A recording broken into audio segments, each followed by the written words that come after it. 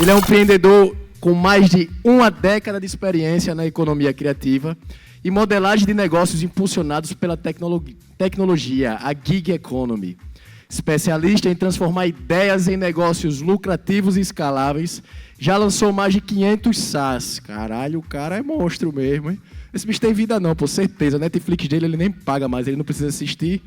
E atualmente lidera o ecossistema de micro-SaaS no Brasil, além de atuar como mentor e consultor de empresas de tecnologia. Então, galera, a gente tem a honra aqui de receber, vem pra cá, o Bruno Okamoto. Salva de palmas, galera, pro Bruno. Valeu, meu velho. Obrigado. Bom dia, gente. A galera ainda tá acordando, né? O cara disse bom dia, gente. Bom dia, pessoal. Prazer enorme estar aqui com vocês. Vim direto de Curitiba, 0 graus Celsius, para esse calor dessa cidade maravilhosa, com esse povo legal. E eu vim trazer para vocês um pouco dessa visão, dessa perspectiva de um novo formato de economia que está surgindo no Brasil. E eu sou suspeito porque eu sou apaixonado por esse assunto e eu quero trazer um pouco dessa paixão para vocês. E eu vou trazer ela contando um pouco da minha história, um pouco da minha jornada, para vocês entenderem o porquê eu estou aqui na frente falando para vocês.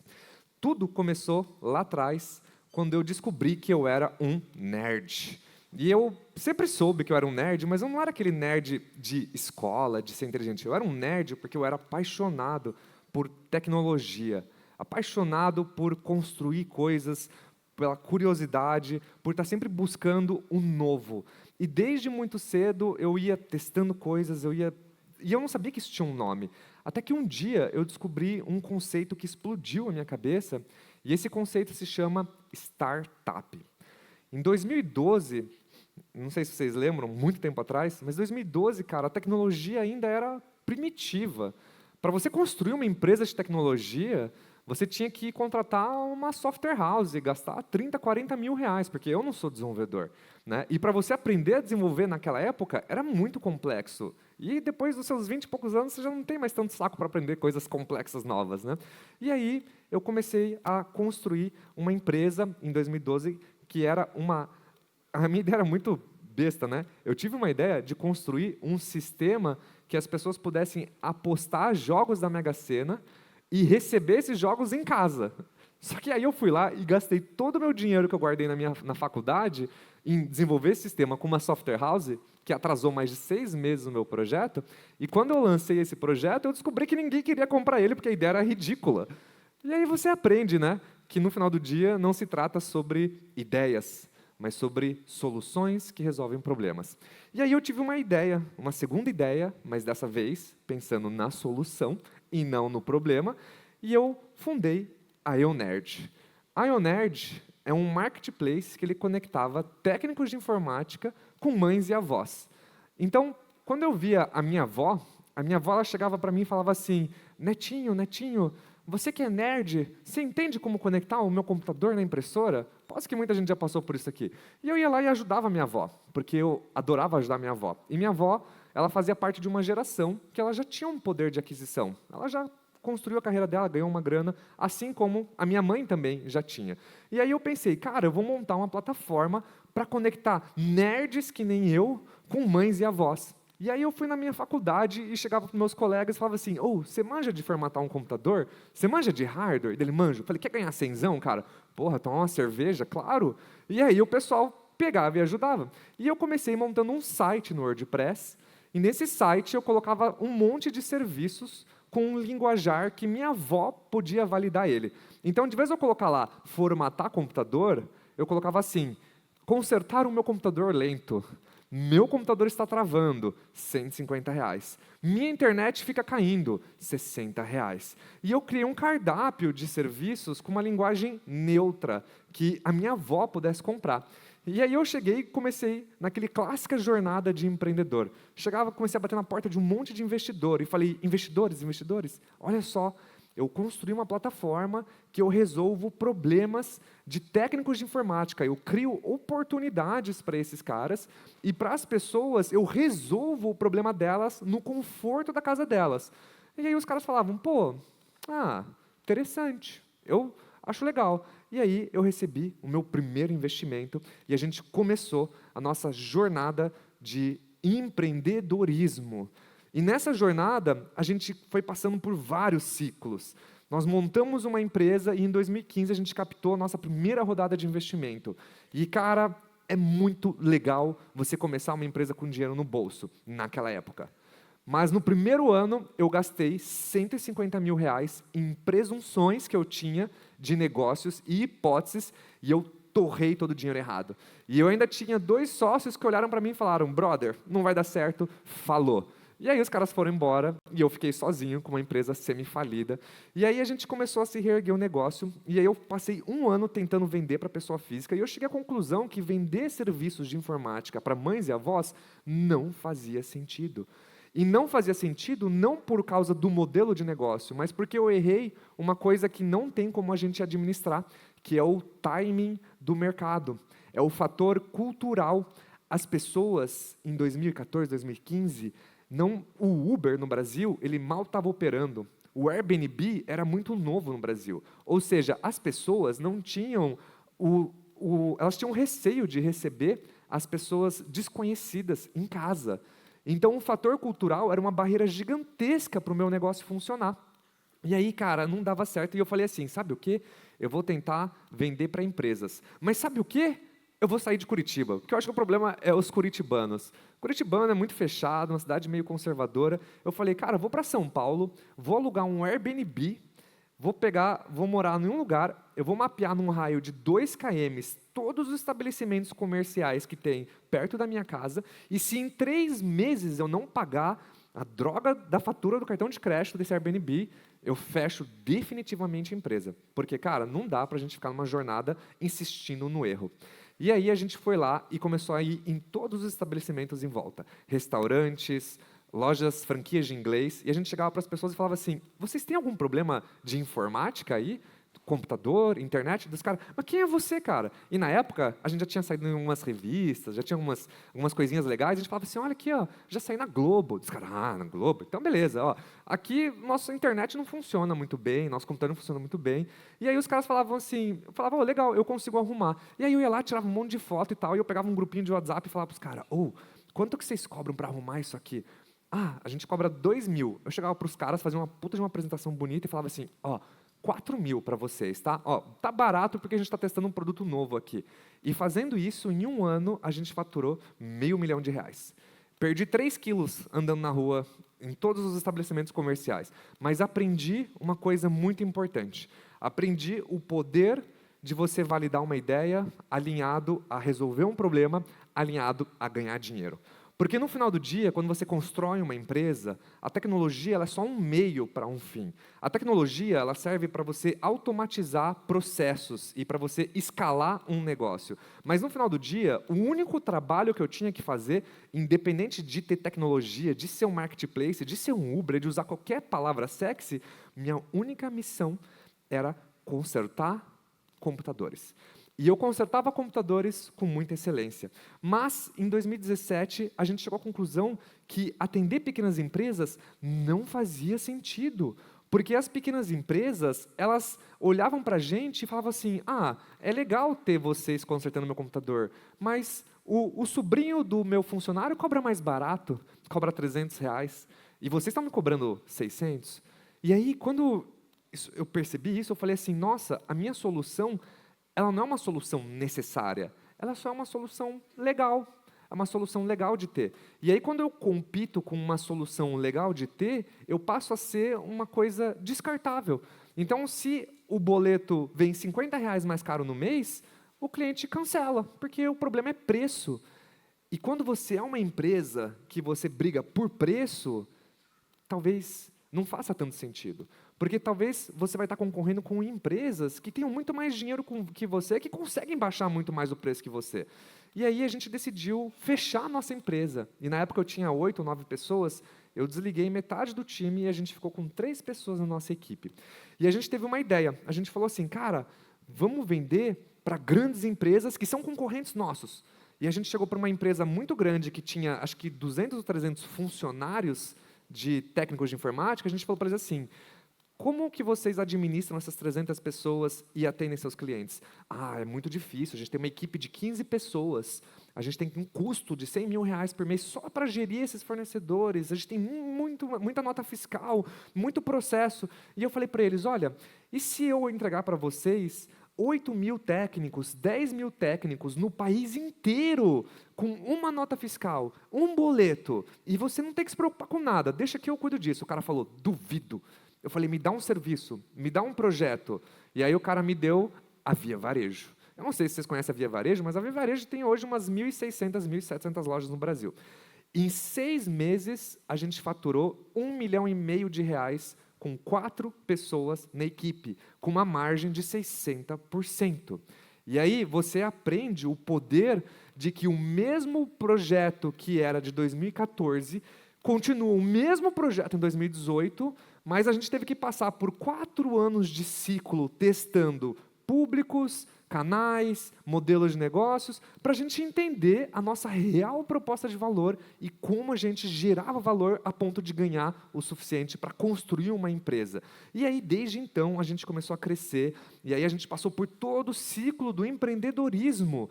Entrei na Endeavor, passei em aceleradoras, e aí passei por todas aquelas palavras em inglês sexys que eu podia ficar mencionando para vocês, e todos aqueles termos charmosos, que no final do dia me transformaram em um empreendedor de sucesso. Mas não sucesso financeiro, mas sucesso intelectual, porque depois você passa quase uma década se ferrando, você aprende uma coisa ou outra. E aí a gente não contava com essa maldita pandemia. E essa pandemia, ela derreteu a minha empresa.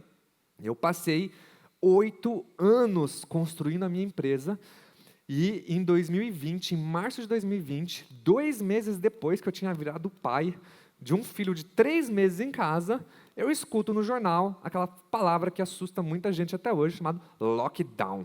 E toda vez que alguém falava lockdown na televisão, eu via o meu dashboard fazer assim, despencava. Quando São Paulo deu lockdown, eu perdi no mesmo mês 75% do meu faturamento. E na época eu pensei, cara, não, mas vai dar tudo certo, essa pandemia vai passar rápido, vai dar certo. E aí eu não vou demitir meu time, porque eu demorei 8 fucking anos para montar essa empresa, eu não vou despedir ninguém, porque eu acredito nas pessoas, acredito no meu time. E aí eu fui lá no banco e peguei R$500 mil emprestado. E falei, vou sustentar vocês, minha equipe aqui, vou continuar minhas operações, porque a gente atendia muito serviço essencial, atendia hospitais, graças a Deus eu tinha esses clientes de serviços essenciais, atendia agências bancárias, e aí, no 6º, 7º mês, cara, acabou o dinheiro, mas R$500 mil emprestado. Vamos aguentar, galera. Não vamos demitir ninguém, vamos dar certo. E nisso, minha operação desmanchando, meus clientes inadimplentes, a galera, não pagando, e o Brasil um caos. Ninguém sabia o que ia acontecer. Todo mundo ficava naquela expectativa de, vai acabar a pandemia mês que vem? Não vai? O que vai acontecer? Mas eu aprendi uma lição muito importante. Me endividei no total em R$3 milhões, pegando dinheiro emprestado do banco. E aprendi muito a importância, inclusive, do fluxo de caixa. Então, fica uma dica importante. Mas, além de tudo isso, durante a pandemia, mais de 1.000 técnicos de informática continuaram trabalhando e recebendo por isso. E esses técnicos, até hoje, mandam e-mail ou nos agradecem de alguma forma, porque nós sustentamos as famílias durante a pandemia. E eu aprendi, num momento em que minha empresa colapsou, e ao mesmo tempo eu ajudei uma galera de gente, o real valor de você ser um empreendedor de alto impacto e o real valor do que é resiliência. Porque existe uma linha muito tênue entre você ser resiliente e você dar murro em ponta de faca. Quando você insiste no erro, não é resiliência. Mas quando você entende propósito, visão, quando você entende o seu papel como empreendedor, isso te torna uma pessoa resiliente. E aí, eu tirei uma lição importantíssima. Por que raios a gente põe todas as fichas montando uma empresa? Para um empreendedor de uma startup, montar uma empresa significa que você vai passar, no mínimo, de 5 a 10 a 15 anos fazendo a mesma coisa. Ou seja, você vai casar, você vai ter filhos, seus filhos vão crescer e você ainda vai estar na mesma empresa. E se sua empresa crescer a ponto de virar um iFood da vida, você vai passar, no mínimo, 3 décadas, 2 décadas. Ou seja, seu filho não só vai crescer, como ele vai entrar na faculdade. E você vai estar na mesma empresa. E eu comecei a me questionar, cara, por que eu vou colocar meus próximos negócios, por que eu vou passar essa jornada de novo? Eu já estou com 35, eu comecei a empreender com 20 e pouco, e na época eu achava isso um máximo, mas hoje eu não sei se eu acho isso mais o máximo. Por que a gente tem que arriscar tanto e construir uma empresa? E eu não estou dizendo que montar uma startup não é legal, eu estou dizendo que existem outras formas de enxergar como se construir uma startup. Porque enquanto o mercado vê startups como estatísticas, como números, quem nunca escutou aquela premissa? O investidor faz 100 investimentos para uma dar certo. Porra, que sacanagem. Então, para as startups, nós somos só estatísticas, mas para os fundadores, é uma aposta de uma vida inteira que a gente faz. E quando a gente para olhar a fotografia do planeta e das startups, menos de 5% das empresas são adquiridas ou abrem capital na bolsa, que é o sonho de todo mundo que monta uma startup, certo? O sonho de qualquer empreendedor é um dia poder falar assim, cara, abrir capital na bolsa. Quando você pega investimento, você faz uma rodada atrás da outra, porque você quer chegar num ponto que você vai abrir capital na bolsa, ou que um dia você vai ser adquirido. E você vai ganhar um montante de dinheiro que é o suficiente para mudar a sua vida. Mas existem outros montantes de dinheiro que você pode ganhar também. De vez você pensar num montante de dinheiro que vai mudar a sua vida, por que não pensar num montante de dinheiro que te permite comprar um carro novo? Um montante de dinheiro que talvez te ajude a trocar de casa ou comprar a sua primeira casa? Não um montante de dinheiro que vai mudar a sua vida. E aí, eu entendi que tudo isso era um novo reflexo de um novo momento para mim. E aquela história de perseguir unicórnios e de ser o maior e de ser o melhor, ela foi ficando cada vez mais fraca.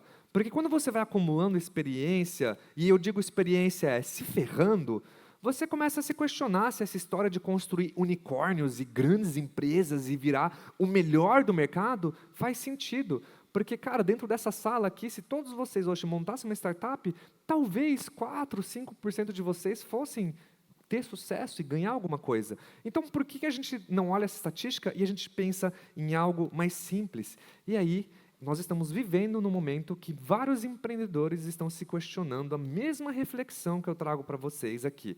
Por que a gente apostar em algo tão grande quando a gente pode construir algo com mais calma?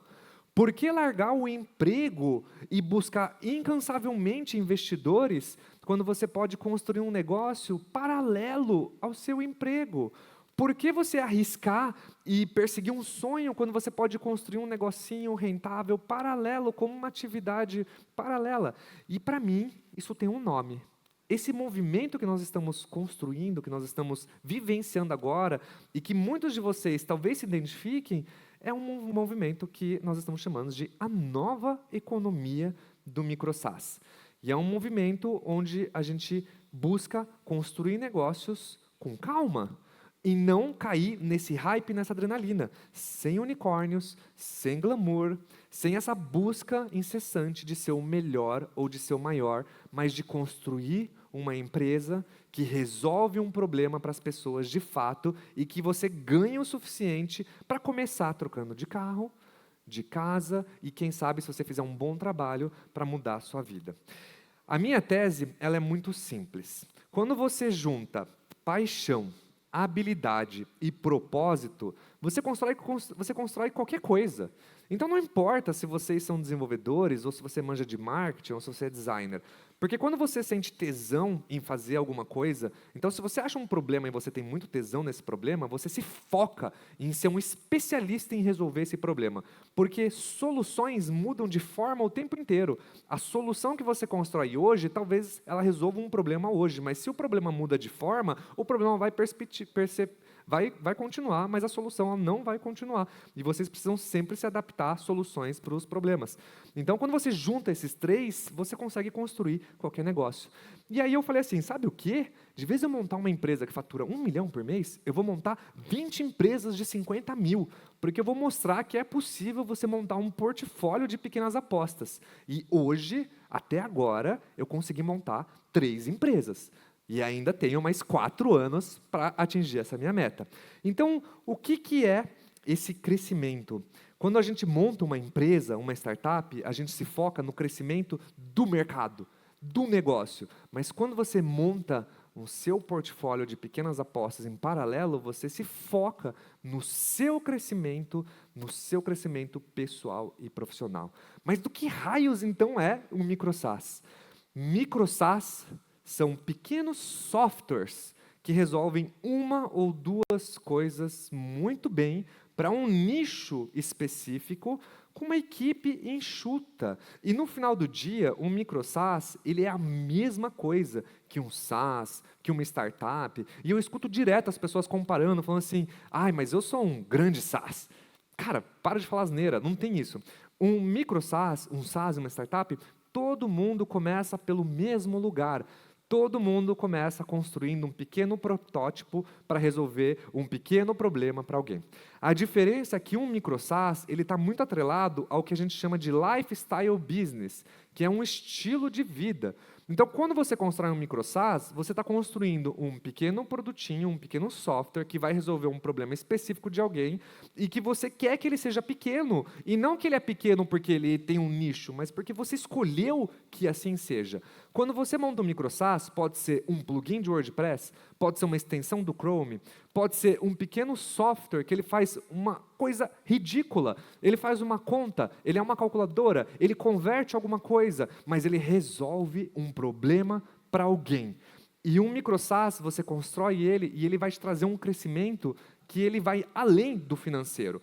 Você vai aprender sobre marketing, você vai aprender sobre vendas, você vai aprender sobre tráfego, você vai aprender sobre suporte, você vai aprender habilidades que, como um empreendedor, são fundamentais para você construir a sua primeira empresa. E tudo começa resolvendo um pequeno problema para alguém usando a tecnologia em prol disso. Micro-SaaS são pequenos negócios. Um SaaS, ele busca reinvestir o dinheiro para crescer. Um SaaS, ele é um modelo de negócio. E uma startup é uma empresa de tecnologia. Toda startup não necessariamente é um SaaS, mas os SaaS, eles não são uma empresa, eles são um modelo de negócio. Um micro-SaaS, ele é um estilo de vida que os empreendedores assim escolheram. Quando a gente pensa em micro-SaaS, ele tem vários benefícios. O primeiro deles é que, se você não é um desenvolvedor, você não precisa saber desenvolver. Eu vou além disso. Como assim não saber desenvolvedor? Né? Eu estou aqui num lugar que praticamente 99% das pessoas que são desenvolvedoras. Né? Mas olha que bacana. Quando a gente pensa em construir um software, um produto, a gente pensa na escalabilidade, na complexidade, na infraestrutura. Mas olha só, vocês podem desenvolver um bot de WhatsApp conectado com uma API não oficial que integra com uma inteligência artificial e simplesmente resolve alguma coisa. Exemplo, um rapaz da nossa comunidade montou um bot de WhatsApp que cria petições jurídicas usando o ChatGPT e fatura 100 mil por mês. Micro-SaaS, eles não importam a tecnologia. Micro-SaaS, ele tem que resolver um problema para alguém. Você pode começar fazendo algo simples. Você não precisa de interface para você construir um micro-SaaS. Você pode fazer bots no WhatsApp, plugins, você pode fazer extensões, pode fazer algo pela pira de fazer. E o mais legal é que você constrói uma vez e você vende várias vezes. O mais legal é que você lança ele na China, dentro da sua casa aqui em Maceió. O mais legal é que, se o seu negócio cresce porque você quer que ele cresça, você ganha o poder do equity. E lá na frente, quando você estiver faturando 5, 7, 10 mil reais, você pode chegar e falar assim, sabe o quê? Porra, eu vou largar meu emprego, cara, porque eu acredito nesse projeto. E nesse momento, você talvez largue o emprego, talvez você fique no seu emprego, mas continue com o seu projeto. Talvez, quando você estiver faturando 10, 30 mil reais, você fala assim, sabe o quê? Eu vou virar uma startup, eu vou captar investimento, eu vou por esse caminho. Mas vocês veem como o mindset é diferente? Porque quando você começa com uma startup, é assim, não, vou largar o emprego, eu já quero investidor, aonde tem investidor aqui? E quando você começa com o micro-SaaS, você aprende o poder de você construir uma empresa aos poucos, lentamente. E o mais legal de tudo é que pequenas tecnologias criam grandes negócios. Porque quando vocês escutam algum investidor ou alguém falar assim, mas qual é o tamanho do seu mercado? Galera, os mercados, qualquer mercado que vocês forem construir, SaaS, negócios, a grande maioria já tem concorrentes de peso. Então, para você entrar num mercado que já tem um concorrente com muita grana, a barreira de entrada é muito maior. O cara tem infinitamente mais dinheiro que você. Mas agora, se você começa pequenininho, cara, olha o poder disso. Vocês querem um exemplo de começar pequenininho e ser uma grande empresa de tecnologia? Pega esses widgets, widgets de smartwatch, widgets de telefone. Pensa aquele cara que quando a Apple lançou no celular os widgets, tinha o primeiro widget de um relógio. Quantos bilhões de downloads as pessoas não fizeram desse pequeno widget que tem uma mera funcionalidade de ser um relógio na tela do seu iPhone? E esse momento que nós estamos vivendo, é um momento que eu não estou aqui falando para vocês algo que eu acredito, porque eu acredito muito, mas nós estamos falando hoje de uma comunidade que em menos de 2 anos já tem mais de 10 mil empreendedores. E sabe o quê? O número que mais me orgulha de vir aqui falar para vocês, 1.700 SaaS lançados por pessoas que nem vocês, que nem eu. Pessoas que falaram assim, opa, por que eu nunca pensei assim? Por que eu nunca pensei em começar pequenininho e lançar meu primeiro micro SaaS? Então, se vocês hoje estão pensando assim, falando assim, cara, empreender é uma coisa que me dá tesão, me motiva, porra, então por que não começa com um pequeno SaaS resolvendo um pequeno problema para alguém e venha se conectar com a gente dentro da nossa comunidade? Eu trouxe alguns cases, inclusive eu tenho um case de sucesso da nossa comunidade que está aqui presente hoje. Olha que bacana esses cases aqui. Trouxe 3 cases de pessoas que decidiram pular em tempo integral em seus projetos. O primeiro case é o Valida Pix da comunidade. É um jovem que ele montou uma ferramenta para a mãe dele, e a mãe dele ela tem um pequeno comércio de rua.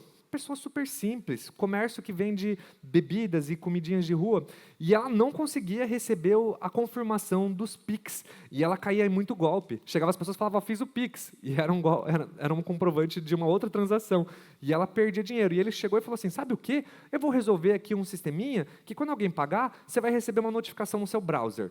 Ó, filé mignon, fatura 90 mil por mês hoje. Outra opção, ChatADV. Esse cara é um advogado.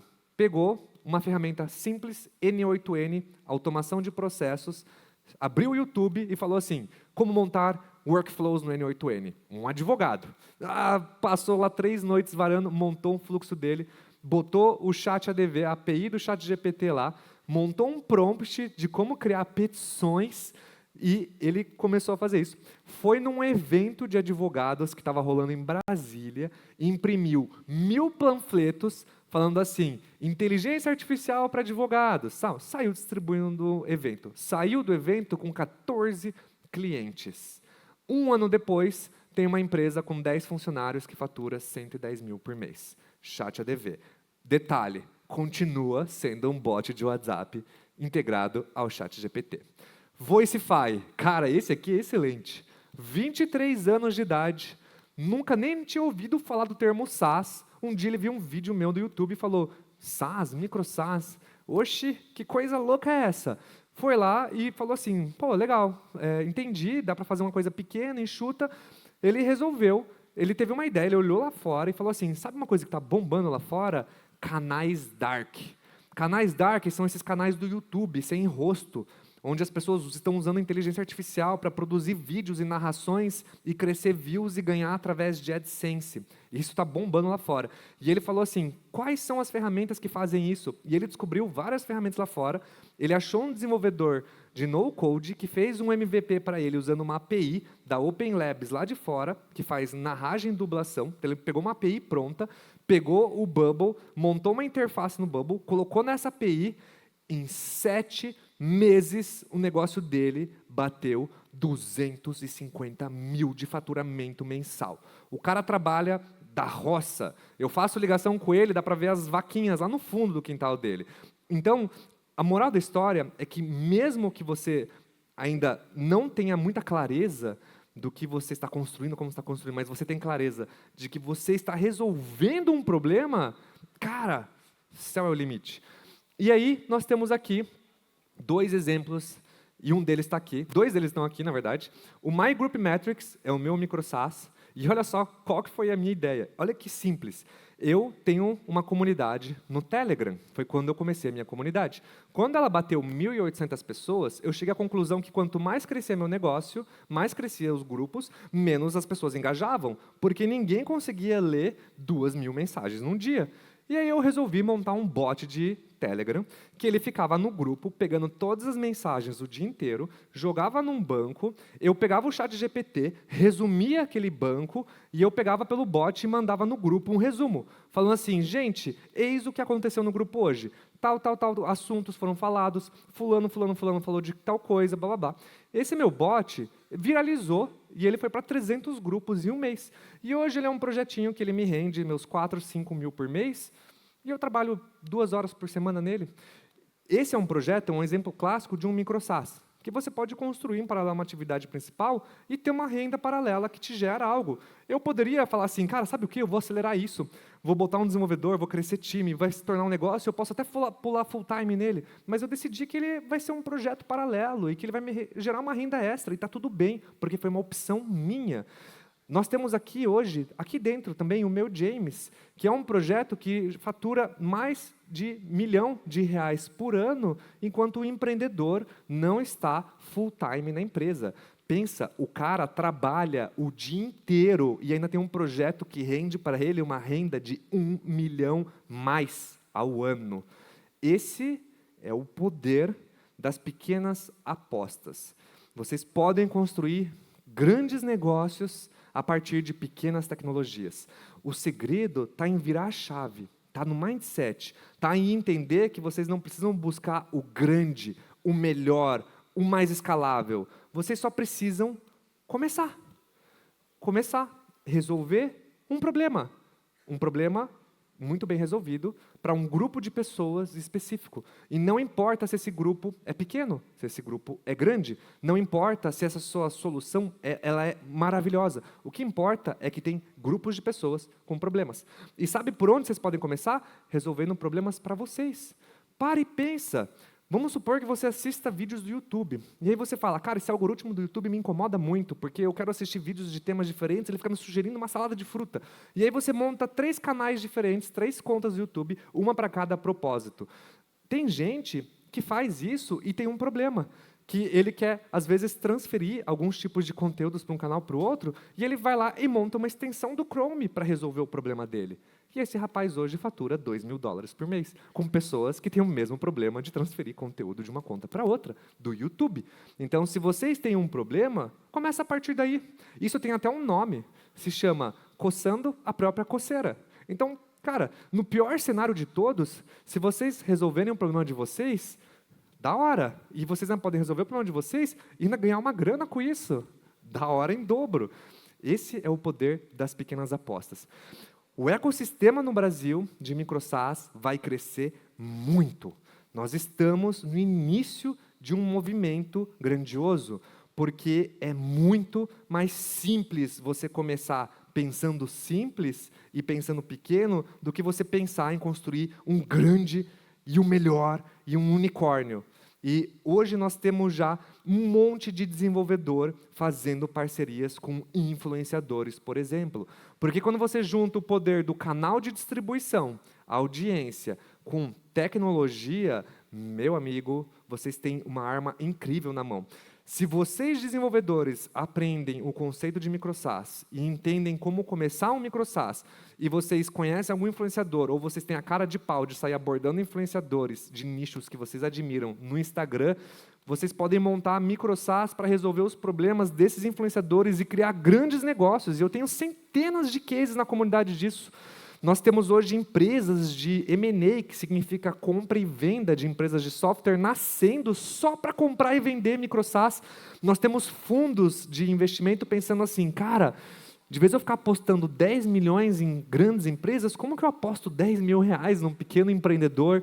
E isso é muito poderoso, vocês pararam para pensar que tudo isso tem menos de 2 anos. Nós temos uma comunidade, nós temos um conceito criando força no Brasil que se chama Bootstrapped. Bootstrap significa construir com o seu próprio capital.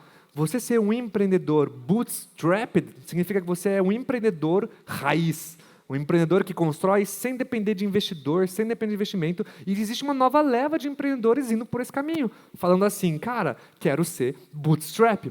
Chega desse sonho de ficar tentando depender toda hora de investimento, toda hora de investidor. Nós temos infoprodutos nascendo. Tem pessoas montando boilerplate. Quer montar um micro-SaaS? Olha aqui, ó, eu tenho um boilerplate pronto aqui, ó, gateway de pagamento, tela de login. Pau, você só pega aqui, módulo aqui, pronto, vocês têm um micro-SaaS pronto em 48 horas. Nós temos InfoSaaS e um monte de outros termos que eu poderia ficar horas falando que estão surgindo.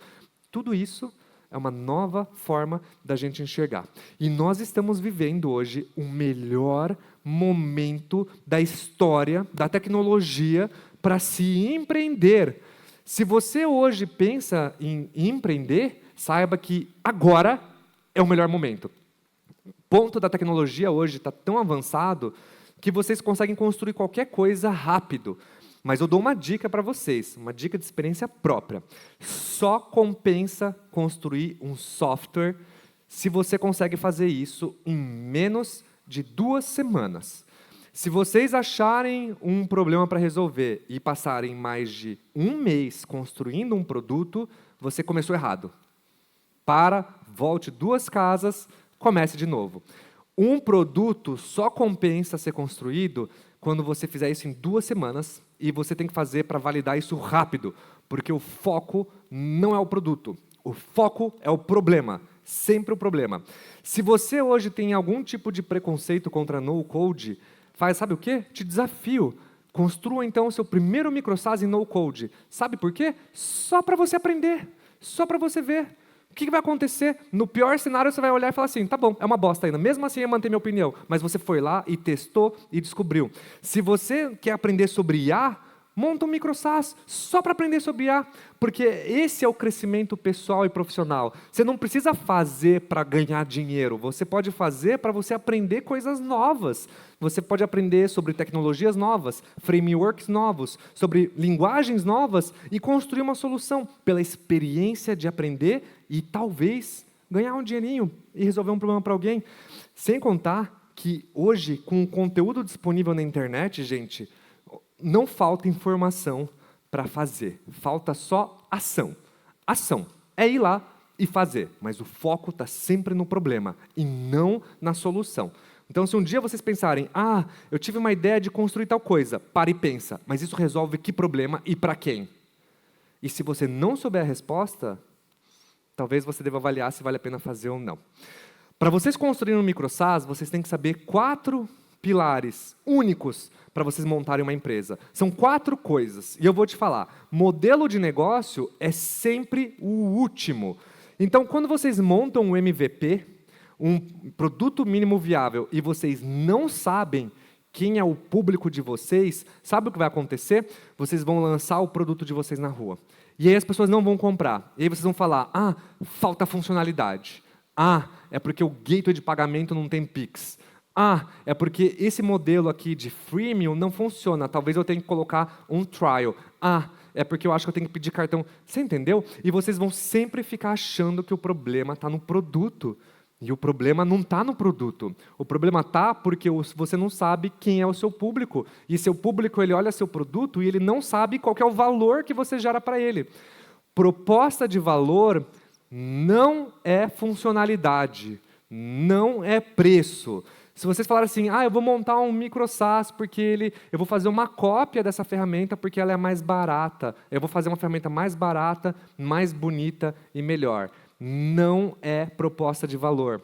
Proposta de valor é o que o seu cliente tira de benefício do seu software. Normalmente, esses benefícios são só 2, ou tempo ou dinheiro. Então, se o seu software ele gera economia de tempo, porque você criou alguma automação que economizou, que nem a petição dos advogados. Construir uma petição demora de 2 a 3 horas. Toda vez que ele faz uma petição no WhatsApp, sabe o que ele faz? Ele fala assim, ó, essa petição te economizou 2 horas e meia do seu dia. Cara, isso é proposta de valor. Proposta de valor é economizar tempo ou dinheiro. Público-alvo é saber quem compra.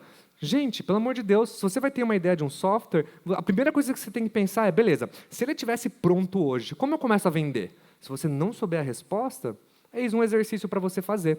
A dica que eu dou é que, normalmente, o melhor caminho para se começar é pesquisando palavras-chave no Google. Se aquele software, as pessoas buscam por palavras-chave no Google, seja, buscam a solução ou buscam um problema, são os melhores softwares para vocês construírem, porque vocês conseguem colocar anúncios no Google Ads e as pessoas vão comprar direto. Papum, não tem erro. E aí vocês me falam, mas cara, eu não entendo nada de Google Ads, eu não entendo nada de Meta Ads. Eu também não.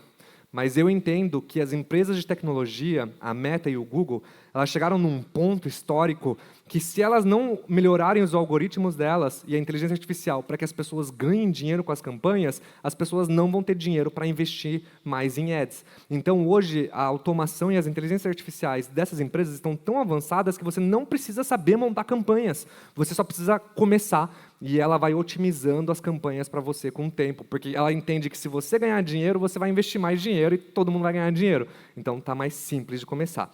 Então, galera, sempre 4 pilares. Sempre pensem em quem vai comprar e qual que é o valor que você vai gerar para essas pessoas, e deixe o modelo de negócio por último. Porque no final do dia, gente, sonhar grande, sonhar pequeno, a gente sempre escuta, dá o mesmo trabalho, mas começar pequeno é mais simples. É mais simples, dói menos, vocês gastam menos e vocês ainda tem um crescimento pessoal e profissional nessa trajetória. Bom? Muito obrigado, gente. Show de bola, Brunão. Gente, eu deixei 2 links aqui. Então, esse aqui é o da comunidade, quem quiser. E aqui do lado é o do meu grupo que eu tenho privado de empreendedores, que tá os empreendedores aqui que eu comentei do full-time, part-time. É um grupo pago que a gente tem de empreendedores, então fique super à vontade de participar das ambas comunidades, são super bem-vindos. Vou aqui para o meio para a gente não atrapalhar a leitura do QR Code. E vamos para as perguntas. Tem tempinho para 2 perguntas rapidinho. Pergunta mais votada. Tem 2 perguntas bem votadas, vamos nas 2 então. Criar solução para problemas é feito naturalmente ou existe uma fórmula para enxergar isso? Que pergunta boa. Difícil e complexa de responder, então eu vou tentar ser simples. Resolver problemas é um exercício. Então, nós vivemos muito no piloto automático. A nossa rotina é muito automática. A gente acorda, cuida dos filhos, vai para o trabalho, faz as coisas, agrada a mulher, agrada o marido, acabou o dia. Netflix, papum, cama, dormiu. Resolver problemas exige uma ótica de consciência. Então, a partir do momento que vocês começam a prestar atenção naquelas atividades que são repetitivas, naquelas atividades que são manuais, nas atividades da sua esposa, da sua namorada, do seu marido, do seu namorado, aquele empreendedor que é autônomo, que tem uma confeitaria, aquela pessoa que faz tal coisa, da sua tia, do seu avô. Quando vocês começam a reparar, vocês vão começar a ver que essas pessoas perdem muito tempo com algumas atividades e, às vezes, elas são recorrentes. Muitas vezes, no nosso dia a dia, nós também perdemos tempo com algumas atividades. Os melhores problemas para se resolver, eles partem dessa autoconsciência, dessa percepção desses problemas ao nosso redor, que é o que as pessoas chamam de coçar a própria coceira. Essa é a primeira dica que eu dou, consciência. A segunda é, entrem em sites gringos e copiem os projetos. É fácil de resolver, entendeu? Vocês entram num site que eu vou falar para vocês. Quem quiser anotar, anota aí agora. indiehackers.com/products. indiehackers.com/products. Vocês entram nesse site, olham lá tem uma lista de 3.000 micro-SaaS construídos, com o faturamento deles verificado pelo Stripe. Olha o projeto que vocês mais têm afinidade, fala assim, porra, esse projeto aqui eu achei da hora, e faz um igual adaptado em português para o Brasil. Porque o que importa é começar, e não a melhor ideia. Se você ficar procurando a melhor ideia, você nunca vai começar. Boa. E a outra é... Legal, conecta também. Para a gente fechar. Em qual momento deixa de ser micro SaaS? O projeto, o micro SaaS, ele, no final do dia, ele é uma decisão totalmente pessoal. Um projeto ele pode deixar de ser um micro SaaS desde o primeiro dia. Se você começou a montar um negócio e você ganhou o seu primeiro cliente e você falou assim, cara, que tesão, é isso aqui que eu quero fazer, é isso que eu quero apostar, e você pega esse projeto e começa a falar assim, cara, eu vou reinvestir esse dinheiro que está vindo desse cliente porque eu quero crescer ele, eu quero trazer sócios, ele já não é mais um micro SaaS. Um micro SaaS, ele é uma coisa que você decidiu que ele vai ser sua, que ele vai ser pessoal e que ele vai crescer aos poucos no seu tempo, em paralelo às suas atividades. E não algo que você quer falar assim, cara, é agora, vamos crescer, puta, isso aí, muito massa, vamos crescer, vou nos eventos, vamos sei o quê. Aí já não é mais um micro SaaS. Aí você já optou para virar uma startup, você já quer estar aqui no Roga, você já quer aparecer, já quer participar da batalha de startups. Micro SaaS não faz pitch, né? Micro SaaS até pode fazer pitch. Mas assim, o micro SaaS, normalmente, ele é um estilo de vida. Então, ele deixa de ser um micro SaaS quando você quiser que ele deixe de ser. Então, a partir do momento que você fala assim, vou crescer essa empresa e vou reinvestir nela para ela ser uma empresa muito maior amanhã, você automaticamente disse que micro SaaS não é o caminho que você quer agora. E está tudo bem. Acho que essa é a maravilha de começar pequeno. Boa, boa. Galera, mais uma vez, salva de palmas aí pro Bruno.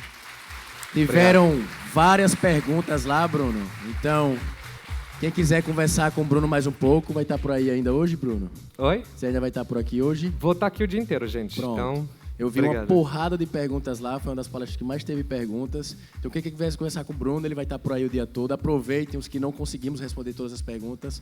Pega ele, puxa lá e puxa um papo. Valeu, Bruno. Galera, mais uma vez, um abração pro Bruno e uma salva de palmas. Gente.